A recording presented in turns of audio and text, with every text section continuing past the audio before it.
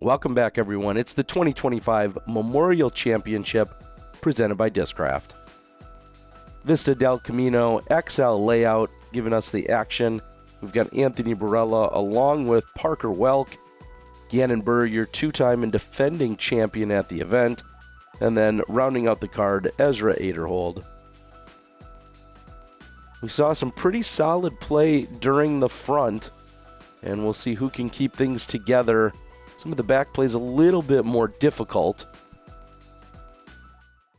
We've got 9 holes here and 18 more tomorrow to determine our champion. Hole 10. Relatively open now off the tee compared to what it used to be. If you're old school, you haven't been here in a while, you haven't been watching the action, there used to be an entire row of trees lining the right side of the fairway. Not so much. That would have found trouble previously probably for Parker Welck, but now plenty of airspace.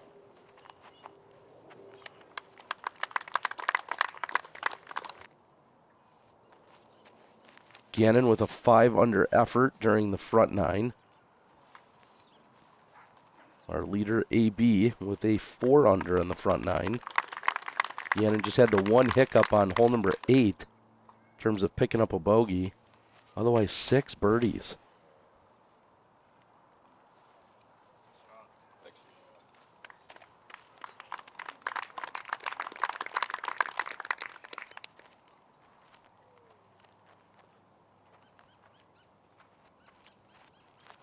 And if you missed it in the front 9, couple things, little housekeeping here. As Barela is on the right side. We'll see if that takes him out of contention for birdie. Knowing his power, depending on the angle, he still has a chance, I think, to get there.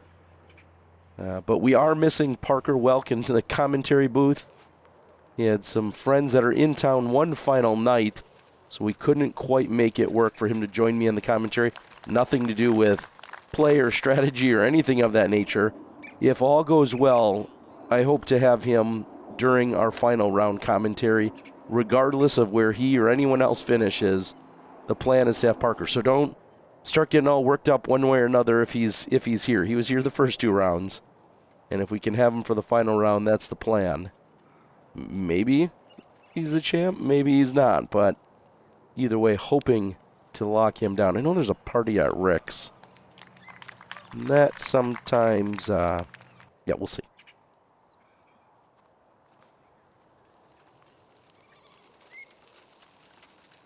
I'm probably not supposed to tell everybody. Don't go to Ricky's house for the party. I probably shouldn't be putting it out there.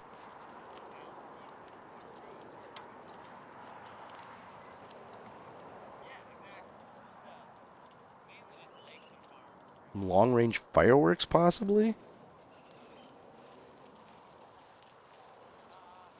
More like a ground flare.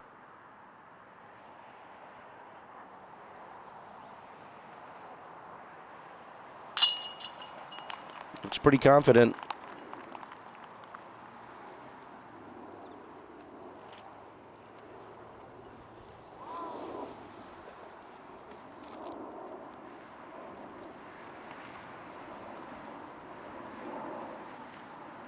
Ezra's been a little light on the birdies today in the front 9. He didn't have any blemishes, went bogey-free, however, only picked up 3 birdies.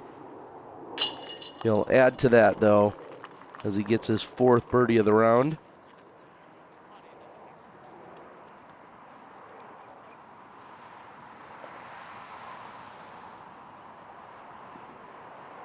Gannon had a bogey on 8. He preceded 8 with back-to-back birdies on 6 and 7. And now he's going to sandwich it because on 9 and 10 he's picked up back-to-back birdies. So 4 birdies in a 5-hole stretch.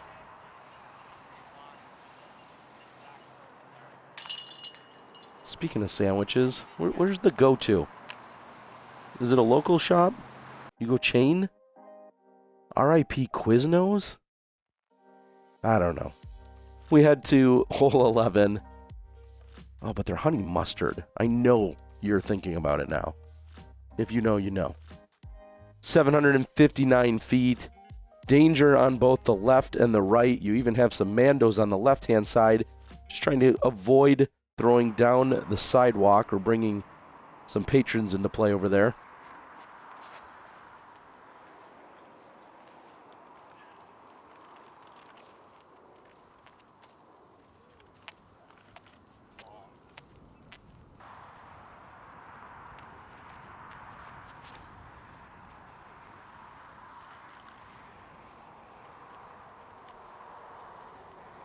Much bigger skip coming from Aderhold. We'll see if he's obstructed during the second shot. AB hangs it higher and wider.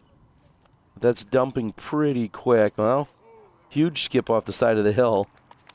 Gonna be a similar result.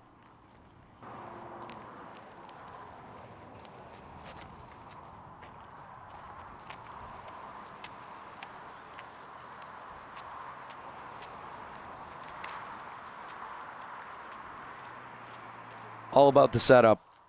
If you're out of position, it feels like birdie is out of play. So it's just a matter of, did you put yourself into position off the tee? And can you execute the follow-up? And Gannon says yes.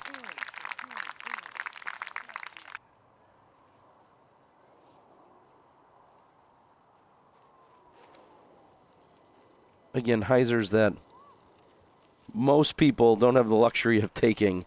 Not to that height, anyway. And the gallery loves it.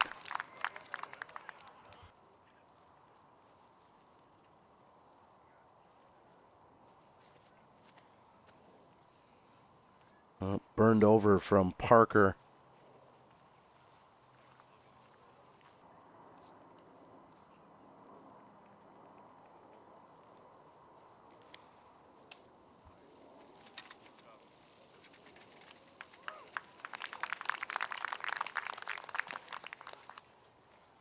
See Rick up ahead. He's sitting on the chase card.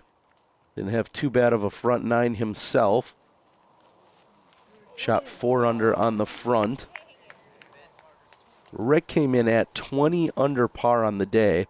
So you can see just really one off the pace of Aderhold and Buhr. Very much in contention at this event. And Barela, left side, doesn't get it to stick. It's letting it leak out. Meanwhile, Aderhold, not a problem.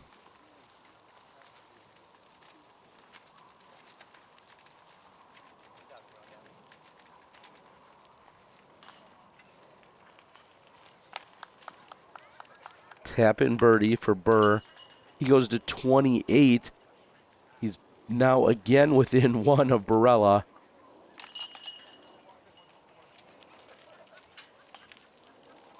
Gannon looking for a three-peat here at the Memorial. Big thanks to our friends over at resistancedisc.com. If you head over and purchase some stuff, get yourself a little discount action. Use the code dgguy. Just 5 letters, dgguy, dgguy. Jeff Corns and crew helping out. We appreciate it as we're looking at 12.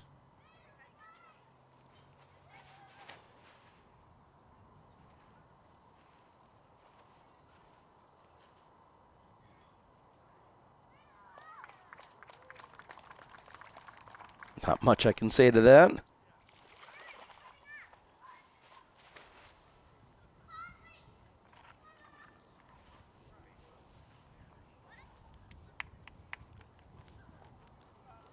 Aderhold matches.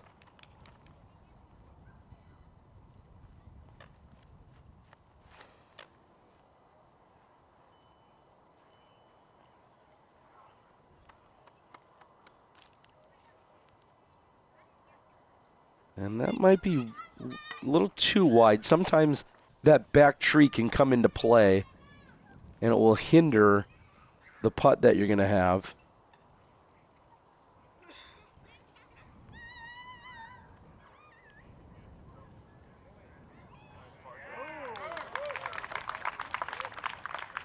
Great shot. Wow, so Barela not even really an open look here. I don't necessarily mind the play. And even though Ezra's right here, this is what I was more so thinking about the tree, how just a few of those branches can come into play. It's crazy how often we see players, because they're going deep, and that's what I was going to say. I don't mind that play as we're watching Aderhold go out of bounds.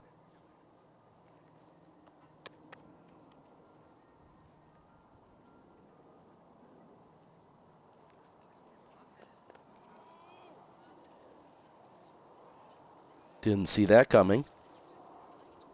Just a complete air ball from less than 11 meters.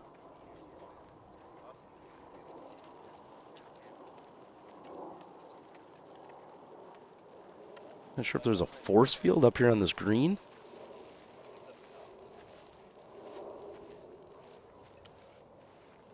We're working here, Schlebach.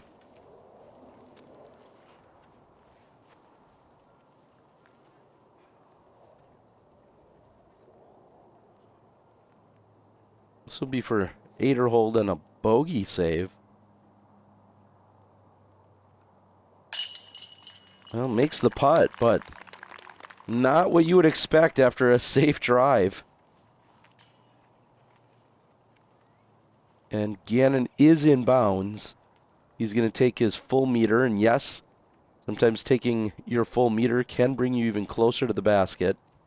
I know there's an online debate about that recently, but you are able to bring it directly toward the basket in some scenarios.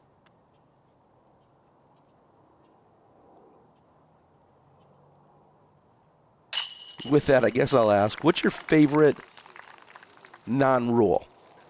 And maybe favorite is our sarcastic term, but what's something that somebody told you that just is absolutely not true, but they believed it to be true in terms of a rule in disc golf?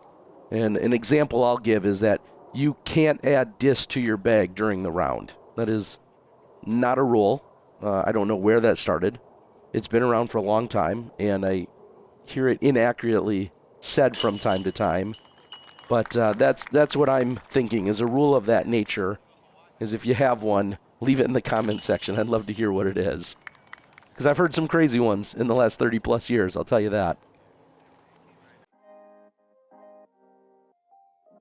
So both Barela and Buhr with pars. Meanwhile, Parker able to pick up the birdie. Tough birdie on the 13th. Couple different routes, but not really. There's the low burner route. We have seen some success with that. And if you've got the big arm, you might be going out and around.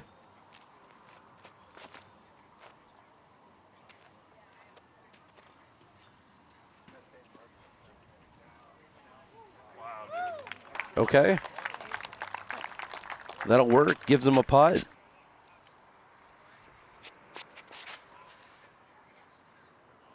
This is going to push left.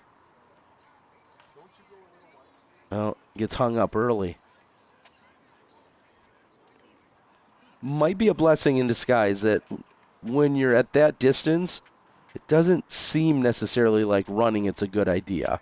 So you're really just forced to lay up, and you're not really losing strokes to many people if you take a par here.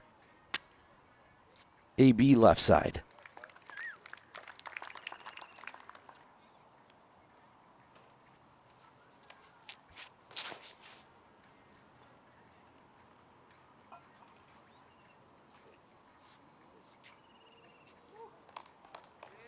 It'll pop up as it hits the ground and then kind of pops straight up.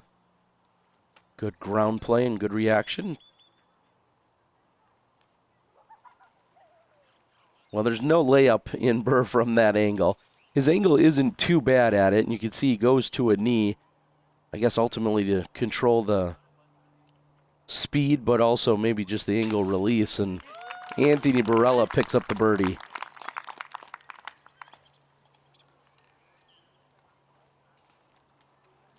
Looking for some cushion there. I'll have 2 strokes on Buhr now.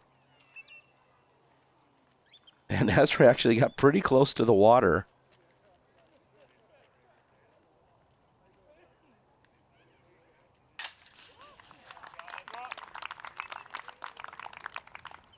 Very impressive. One birdie is usually about, I don't want to say good, but yeah, one birdie on this hole means somebody did something right. 2 birdies is absolutely incredible. And the fact that Parker is parked tells us that we're going to have 3 birdies on this card. I'd go ahead and place a very significant bet that no other card had 3 birdies.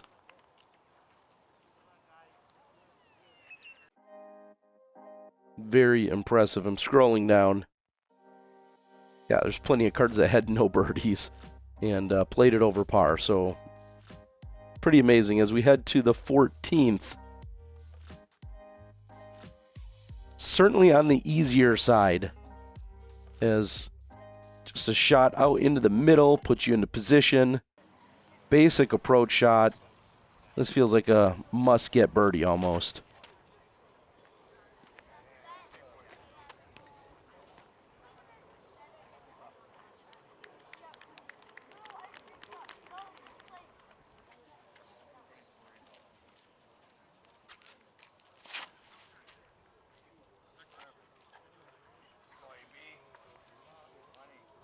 A little bit more aggressive. These top players don't need to bite off too much. Obviously, nice little tiny chip shot approach is always great to have, but at 605 feet, breaking this down into 2 pretty simple throws makes this hole very attackable.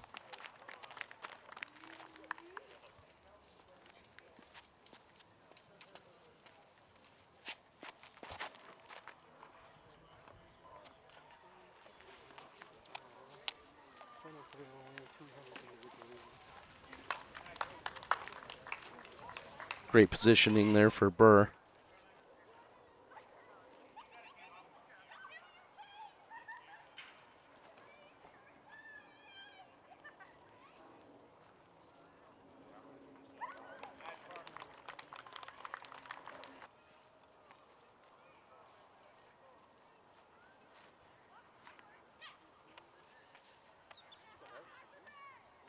Looking back at some of the scores out here from last year's last 2 rounds at the Vista course, maybe that helps set an expectation or two. I don't necessarily remember the weather being of any significance one way or another. Obviously, it was taking place in March as opposed to seeing it in January.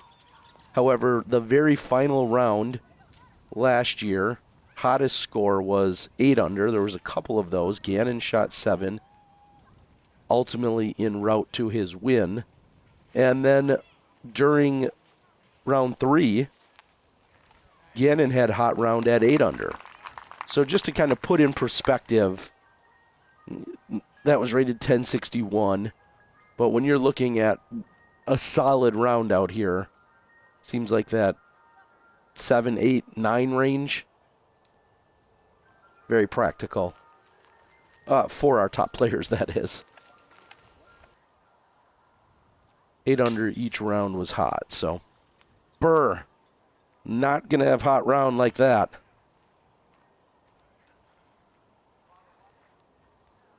A 3-putt?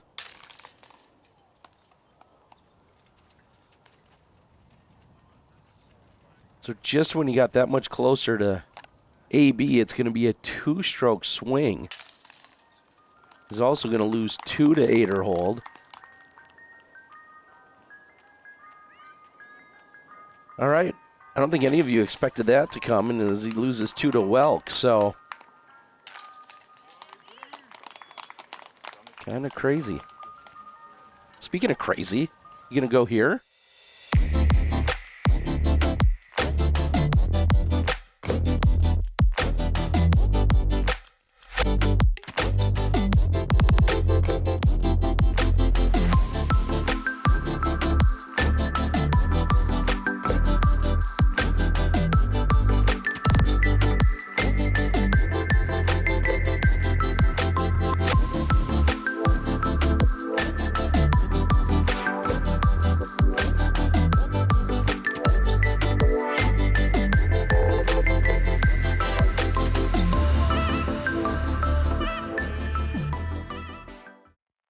And as you see there, that is happening in Massachusetts next weekend.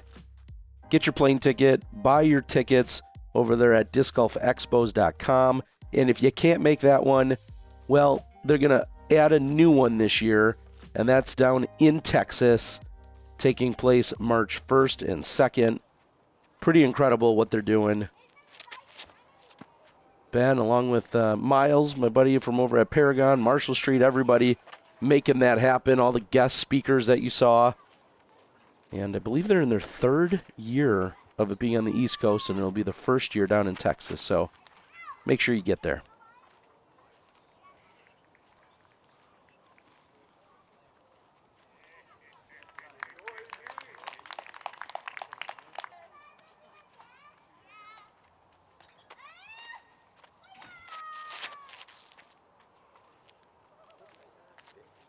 Aderhold going roller.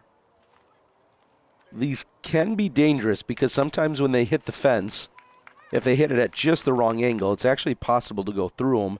As you can see, there's plenty of space in that fencing, and that would, of course, be out of bounds. And this is going to curl up to the right, not quite get all the way to the fence.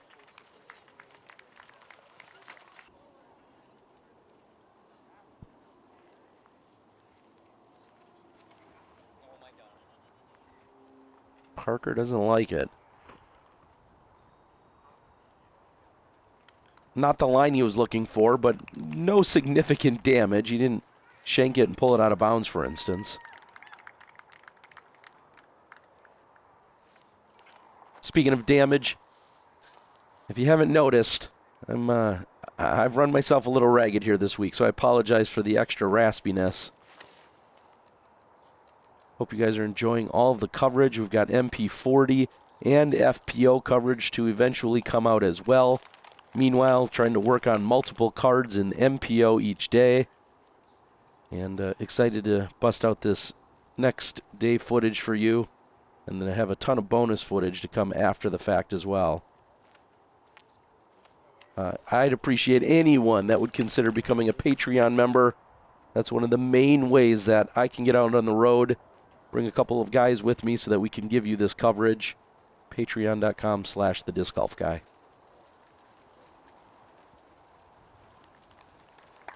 Deep but workable there for Buhr.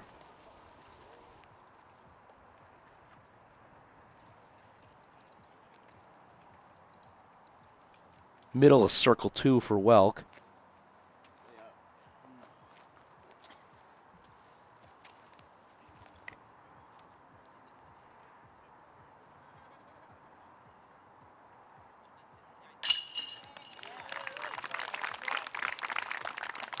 Aderhold will move to 28 under, having a solid day, 7 under with 3 holes left to play.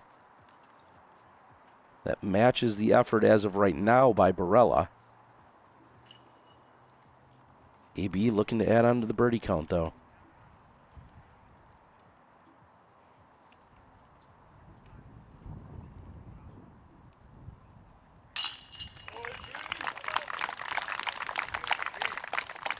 He's been close. AB knows that this is a title he's been hunting for a while. Gannon Buhr has gotten in his way the last couple of years as Gannon's claimed titles in dramatic fashion. Obviously the record-breaking year that Gannon went on to have last year.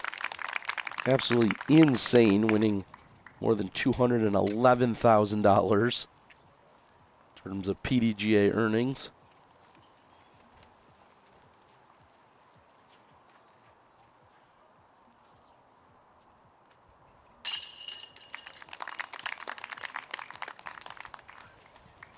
On the AM side of this particular weekend, all the players wrapped up today. Congrats to all the top finishers and winners.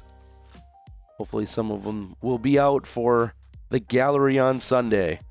As we head into 16, just 3 holes left to play. Always diabolical, always in threat of ruining your day or your scorecard. Hole 16 in that hill. Regardless of where the basket is placed on this particular hill, it proves to be a challenge year after year after year. Well, and that's unless you're AB getting the skip. And that one's going to stay. AB parked. Aderhold going to the backhand. It's a fighter. And it's going to go all the way down and almost get to the left side out of bounds, but it checks up and it's safe.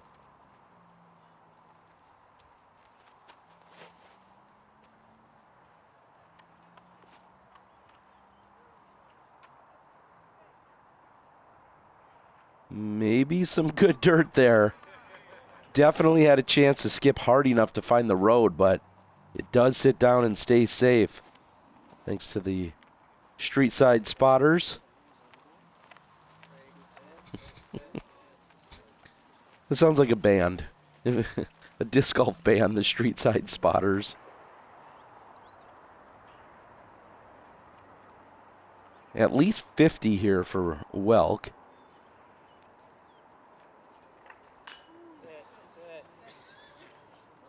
And he knew it. Soon as it hits edge. Of course, Parker. Wait a minute. Wait a minute. No, not quite enough. So Parker would have the option to either putt from where he last was just standing, where he threw that putt from, or he's able to go down to the new spot and putt from there.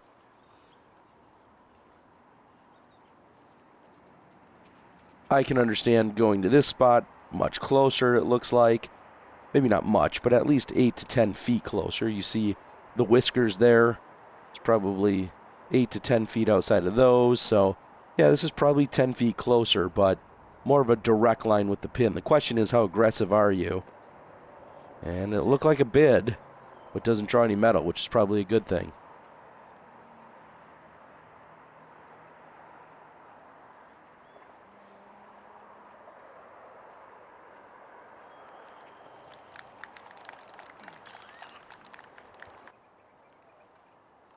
Buhr from just outside of the circle.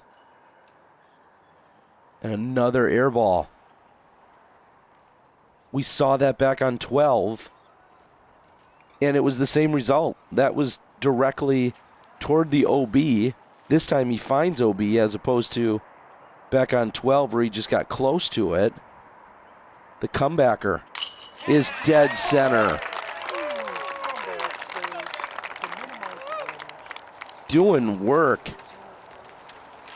Not how he drew it up by any means. And you know he's going to be less than thrilled with that, even though that was a big putt.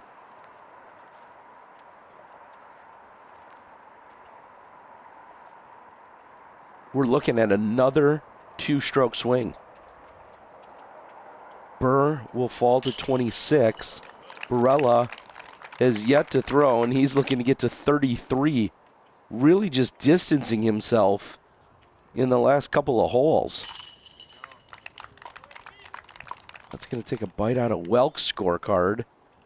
And closest to the pin for the tap-in birdie. We head to the 17th, a must-get birdie. Right there, directly in front of you, just 243 feet. Obviously, you have to find yourself inside the island. Otherwise, you go to the drop zone with penalty.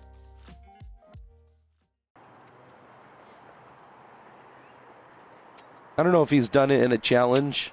I haven't seen every video, but I feel like AB could be literally blindfolded and throw this one just as well as he did there.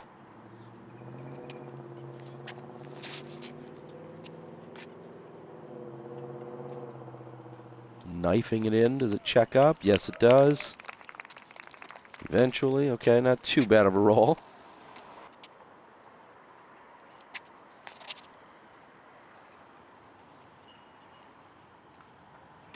I know you guys saw it earlier, but big thanks to our friends over at Hyzerline. Hyzerline.net if you want to use the code ABJAKE. That'll get you a discount on picking up your very own Hyzerline warm-up tool.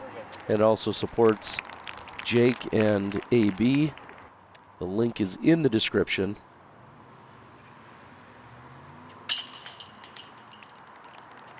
And Buhr is in the basket.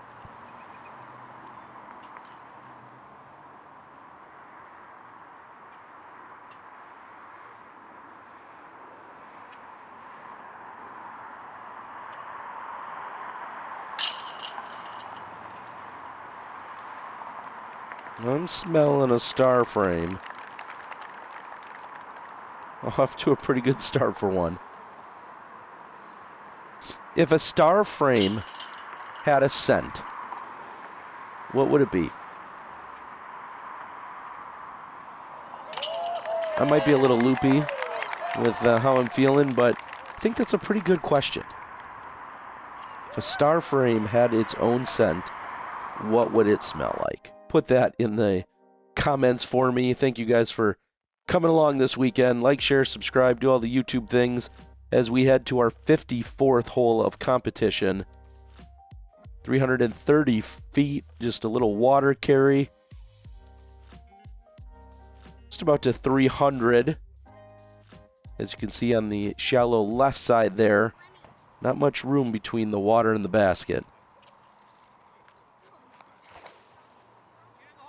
AB playing the big hyzer. Oh, but not wide enough. What a mistake. I never would have saw that coming. A completely unforced error, and then even worse, out of bounds here, all but guarantees a bogey. Keep that in mind for the final round of the tournament in 24 hours. But if you go out of bounds here, you go to a drop zone that is a near impossible make, or a very low percentage make. Let me reword that. Of course, anything's possible. However, it's a long way from the pin. So it's almost a guarantee bogey.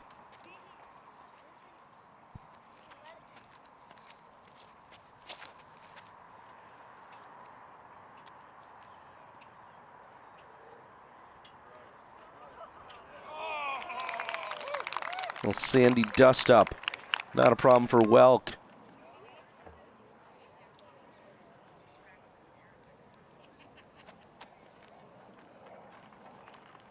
Now this year the basket is not raised, so clearly that gives you an even better chance, I feel like, for going for it without possibly then going over the top and then finding the water.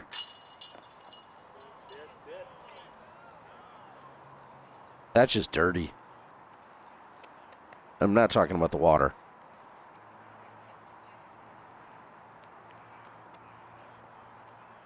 Buhr, a chance for a two-stroke swing in his favor this time.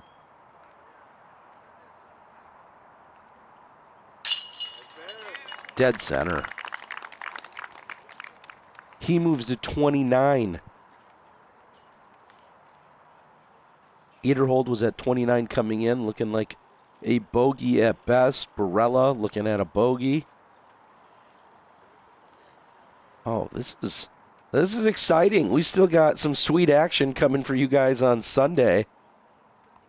And I think it goes without saying, seeing all the two-stroke swings we saw today, you guys know that anything can happen out here, including hole 18.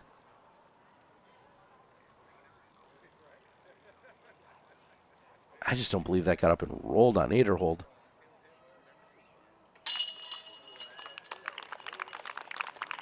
Did it Ader rolled? Oh, jeez. I'll see myself out. Good thing we're on the final hole. Hope you guys join us for Championship Sunday. As I said, I'm hoping to have Parker Welck, who was here for rounds 1 and 3. And if it's not him, it doesn't mean anything about who performed well during the final day.